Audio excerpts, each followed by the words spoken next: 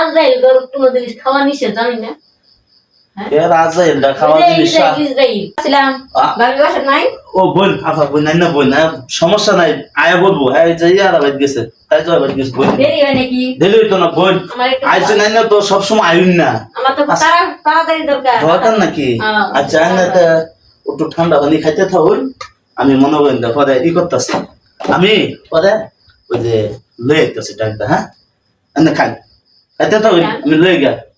এই খাবেন না মানে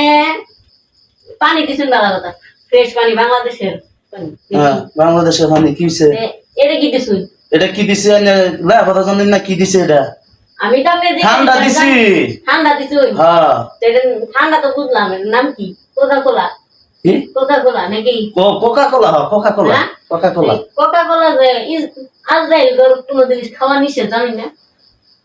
এর আজরাইলটা খাওয়া জিনিস আজরাইল না ইসরাইল কয় এবার কোনো জিনিস খাওয়া নিষেধ। আমি বাংলাদেশের মুসলমান হইয়া এবার কোনো জিনিস খামো ভাবলাম কি গিয়া আমি এটা দিলাম আমি এটা খাইতামই না আমি আমি খাইতে দাও বলছিলাম বইতাম না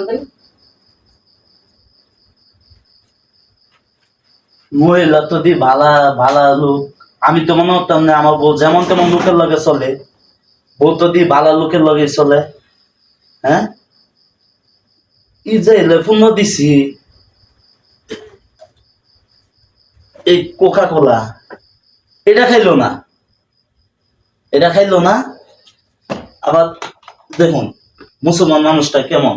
আর এটা হইতেছে কম দামি একটা পানি বাংলাদেশে ধরতে গেলে এই জিনিসটা খাইবার লাগে রাজি হয়েছেন কিন্তু এই জিনিসটা লেগে এই জিনিসটাও খাইলো না কেন লাগে এটা বলে ইসরায়েলের পণ্য ইসরায়েলের পণ্য